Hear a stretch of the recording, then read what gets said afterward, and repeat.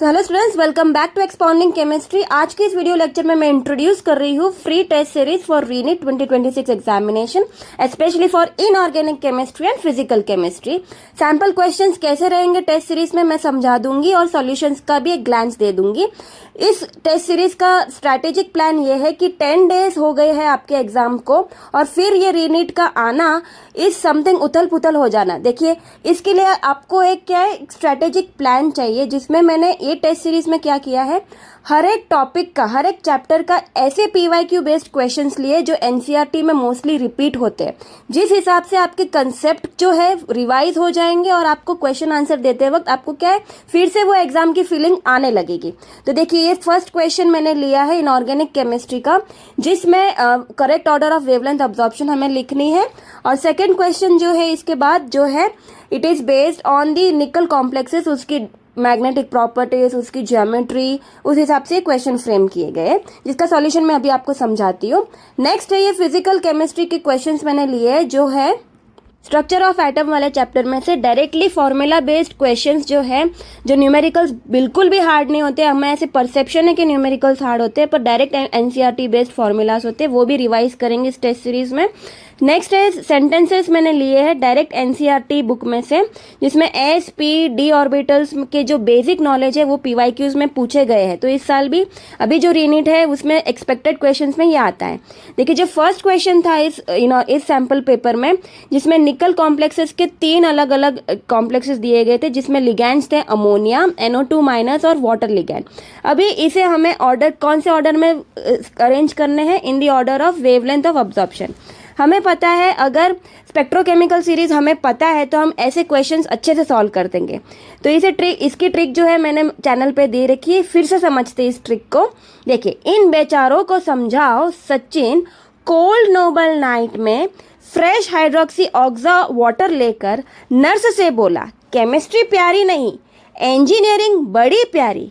फिर इन्होंने nitrite phenyl cyanide company खोल दी। ये एक न्यूमोनिक्स है जो मैंने चैनल पे भी शॉर्ट्स पे दे रखी है, आई बटन पे आप देख सकते हैं। देखिए, इस हिसाब से जो है वाटर की लिगैंड जो है वीक फील्ड लिगैंड में आती है, जो एनर्जी वाइज E=hc/λ होती है। तो हिसाब से जिसकी एनर्जी कम उसकी वेवलेंथ ज़्यादा, ठीक है, E=hc/λ के हिसाब से। इस हिसाब से जो ऑर्डर हो जाएगी NO2- लिगैंड जो स्ट्रॉन्ग लिगैंड थी वो उसकी वेवलेंथ हो जाएगी सबसे कम।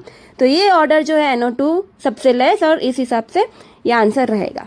नेक्स्ट है एनसीईआरटी लाइंस में से मैंने क्वेश्चन लिया था। देखिए, निकल कोबाल्ट की जो कॉम्प्लेक्स होती है NiCO4 वो टेट्राहेड्रल कॉम्प्लेक्स होती है, वो डायमैग्नेटिक होती है।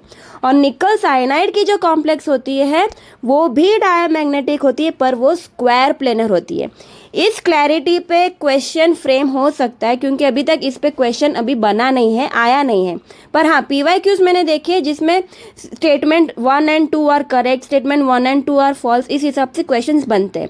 तो निकल के कॉम्प्लेक्सेस का जो इंपॉर्टेंस है, कौन से डायमैग्नेटिक है कौन से पैरामैग्नेटिक है, उसका नॉलेज होना बहुत ज़रूरी है। इसलिए ये कंसेप्ट भी मैंने ये टेस्ट सीरीज में डाले हैं। नेक्स्ट क्वेश्चन देखते हैं फिजिकल केमिस्ट्री का। उसमें जो है, हाँ देखिए, मैंने ये एनसीईआरटी से ही क्वेश्चन लिया है, जिसमें वेवलेंथ दी रखी है, बस एंगस्ट्रॉम को सेंटीमीटर और मीटर में कैसे कन्वर्ट करना है उसे समझना होगा। 10⁻⁸ है तो सेंटीमीटर है, 10⁻10 है तो वो मीटर में हो जाएगा। इस हिसाब से जब हम फॉर्मूला डालते हैं ना कि लैम्डा की वैल्यू जब हमें पता होती है तो सिंपल से हमें फॉर्मूला डालनी होती है कि C λ/V। मतलब अगर हमें फ्रीक्वेंसी की वैल्यू चाहिए तो μ C/λ करना है, जिसमें हमें सेकेंड इनवर्स में, देखिए हमें अगर यूनिट भी पता है ना तो हमें पता है कि सेकेंड इनवर्स में आंसर चाहिए, तो इस हिसाब से ये फॉर्मूला डालेंगे ना तो हमारा आंसर बन जाता है 5.172 × 10⁻14 सेकेंड इनवर्स।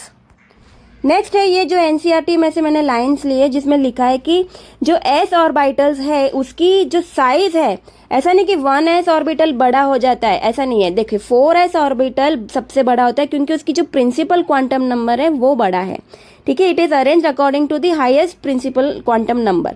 तो 4s बड़ा होता है, then 3s, then 2s, then 1s। Next है जो d ऑर्बिटल्स होते हैं ना, l इज इक्वल्स टू 2 होते हैं, वो होता है d ऑर्बिटल। और जो 5 d ऑर्बिटल्स है dxy, dyz, dxz, dx square minus और y स्क्वायर, ये 4 ऑर्बिटल्स के शेप सेम होते हैं और dz स्क्वायर की जो शेप है वो अलग हो जाता है। तो इस हिसाब से मैंने सेंटेंस फ्रेम किया और क्वेश्चन का आंसर जो है कौन सा इनकरेक्ट है कौन सा करेक्ट है, इसका हम सॉल्व कर सकते हैं। तो I hope students you will be happy that मैंने एक प्रिपरेशन स्ट्रैटेजी आपके लिए बना दी है, जिसमें टेस्ट सीरीज जो है हर 2 दिन में मैं इस व्हाट्सएप कम्युनिटी ग्रुप में डालूंगी। आपकी जो है इनऑर्गेनिक और फिजिकल केमिस्ट्री की तैयारी हम स्ट्रैटेजी वाइज करेंगे, शेड्यूल भी इस व्हाट्सएप कम्युनिटी ग्रुप में डाल दूंगी। रोज हम क्या करेंगे, एक चैप्टर इनऑर्गेनिक का और एक चैप्टर फिजिकल केमिस्ट्री का लेंगे और कुछ क्वेश्चन सॉल्व करके हम जो मैंने इस टेस्ट सीरीज के जो वीडियो सॉल्यूशंस है वो PDF थ्रू मैं दे दूंगी आपको व्हाट्सएप ग्रुप में, और हाँ यूट्यूब पे भी समझा दूंगी इसके सॉल्यूशंस। तो क्या है, सारे स्टूडेंट्स को इसकी बेनिफिट रहे और हमें उसी टॉपिक्स पे फोकस करना है जो हमें लगता है ये टॉपिक में अपने स्कोर बढ़ा सकती हूँ। ऐसा नहीं कि कुछ बड़ा सा टॉपिक नया टॉपिक लेके पढ़ने बैठना है, हमें अभी सिर्फ रिकैप करना है, रिवीजन करना है और जितने टेस्ट दे हो सके उतनी प्रैक्टिस करनी है और हमारे जो मोटिवेशन को स्ट्रांग रखना है और इस एग्ज़ाम को जो है अच्छे से देना है।